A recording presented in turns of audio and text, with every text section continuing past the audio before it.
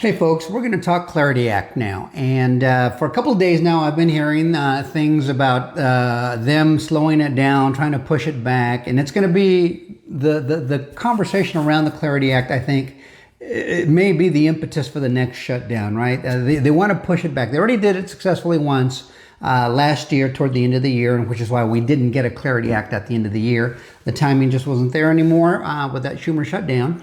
And so now we have a similar thing taking place. You might have been hearing banks say silly things like, oh my God, your community bank's not going to be able to survive without these deposits, because they don't want you to be able to deposit your money, your value, somewhere else where you can earn yield. They want the banks to be the only place.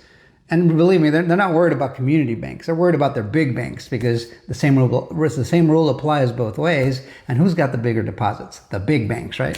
So they want to be the only place for you to go to be able to go to earn yield. Let's say on your savings account, on your CDs, on your treasury investments, your checking accounts, that kind of thing. You know, because some people get interest on their checking accounts. So they want to be the only place where you can legally go and do that. Just the way it's always been. They don't want things to change. They like the little, scam they got going on right now.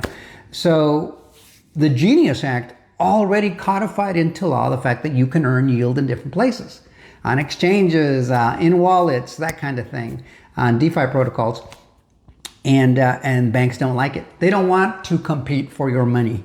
So they're fighting it tooth and nail. They want to re-legislate the Genius Act, which is already codified into law, and have another bite at the apple, and then come in and take that piece out, or they don't get to do it. But I guess they must not have read The Art of the Deal, because this is what Donald Trump does. You just recently may have heard that he's capping credit card interest rates at 10%.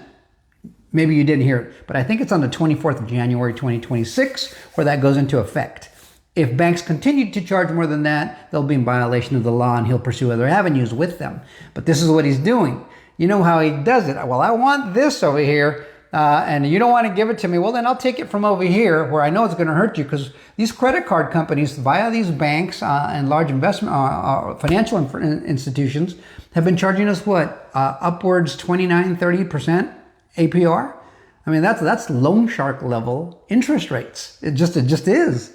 And we've just been living with it. But I can tell you right now, in the 80s and the 90s, at least when I was financially conscious, it wasn't like that back then.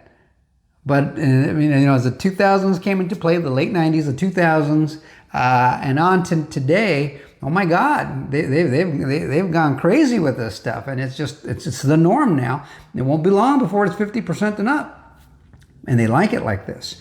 So who's that going to hurt more? I mean, that's going to hurt those financial institutions. Here's the thing: Trump always, gives you the yin and the yang. Well, give me this, or I'll do this. And right now, he's just saying it's for 1 year.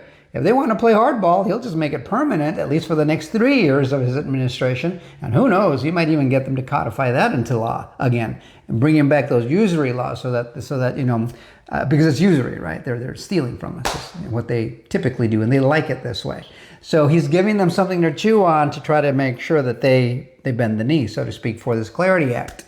And allow other players to come in and compete for your deposits, which is how it should be, right? A free market system. We should be able to shop around and see who's going to give me the most money for the amount of money I'm willing to custody with them or to invest with them. So let's take a quick look at some of the announcements I want to share now. A couple days ago, this is how it started. King Alex over here was reporting things like crypto market structure markup moved to the last week of January. It was supposed to happen on the 15th. It's the 13th today, and they were already working on pushing it back like 2-3 weeks ago. So now they're pushing it back to the last week of the year. And it says, Chairman Boozman cites progress in bipartisan talks on crypto market structure legislation, postpones markup. Washington, U.S. Senate Committee on Agriculture, Nutrition, and Forestry Chairman John Boozman, what a name, huh? Released the following statement after bipartisan talks progressed over the weekend. Well, they're keeping it positive, right? They're saying they progressed. And it says, I remain committed to advancing bipartisan crypto market structured legislation. We have made meaningful progress and had constructive discussions as we work toward this goal. I appreciate the leadership and engagement of Senator Booker and his team, I think that's the Democrat there, as we address these complex policy issues to finalize the remaining details and ensure the broad support for this legislation requires, or the broad support that it does require, additional time is needed before moving to markup. The committee will mark up this legislation during the last week of January. Do not be surprised if it gets pushed way back. Figure in a shutdown. Shutdown might be about a month or so. We might be looking at March for this thing. And today we get this deal from Eleanor Terrett. After that announcement, just a few days later, it says, new yield update. Banks may have won this round, she says. This is Eleanor Terrett.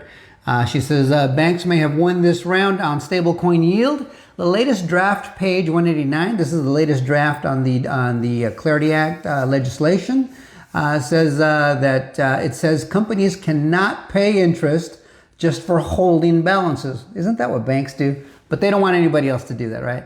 So they don't want companies to pay interest for holding any balances. You can earn rewards, but only if they're tied to opening an account, like a little prize when you open an account, a toaster, perhaps, or activity like making transactions. You can't earn anything, or only if you make a transaction, then they can give you a little something. Staking, providing liquidity, putting up collateral, or participating in network governance. Senators now have 48 hours to make amendments to this text, so unclear if these provisions will stay the same for Thursday. So they got 48 hours, right? A couple days. Thursday is the deadline for that. And this is part of the back and forth. And so right now, this is where we stand. It's a game to these people, but it's amazing how those Democrats really are, because they are the ones speaking for the banks, and the Republicans are fighting for our choices. Man, I really hope people are paying attention. This is what it is. That's why Liz Warren, a Democrat, had her supposed anti-crypto army. That Pocahontas was so corrupt as hell, man. Her and Gary Gensler were good buddies during that whole SEC fake lawsuit against Ripple. But let me tell you a little bit about what this Clarity Act, part of what it means.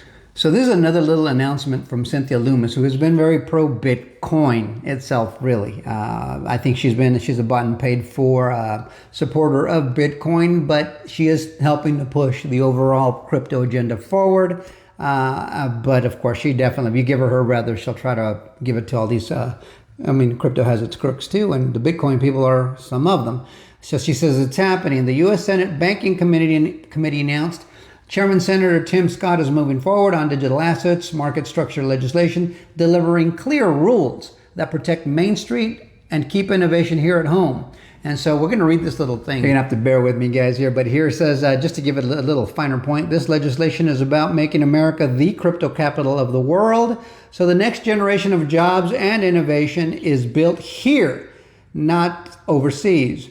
When we set clear rules, we give the entrepreneurs the confidence to start companies, hire workers, and grow right here in the United States.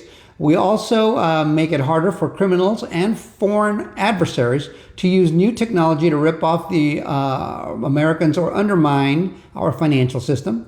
After months of serious bipartisan work, it's time to move this forward and deliver real results for the American people, Chairman Tim Scott. And that's kind of exactly what they're worried about. I had talked to you about in a previous video. They need to include in these custody solutions, like I had a video on XDC earlier that talked about custody. They've got 2 new people they're partnering with. A lot of blockchains that are ISO 20022 are partnering with a lot of those kinds of companies that are creating custody solutions. And they're going to need to comply with some of these AML and KYC requirements, among others, I'm sure. But AML is anti-money laundering, and KYC is know your customer. One is to make sure that the money is not being laundered, it's not criminal, that kind of thing. And the KYC is, we want to know who you are. If you have an account, it can't just be a number. We need to know the person, the date, birthday, social, address, where the money came from, where you're employed, that kind of thing. You need to know your customer. Same kind of thing you do whenever you set up a life insurance policy, an annuity, a bank account, a CD, even when you go with eToro or what, I guess that's what it's called, or Fidelity or Schwab, set up an account with them. You got to tell them who you are. So these custody solutions are going to have to be able to comply with those laws.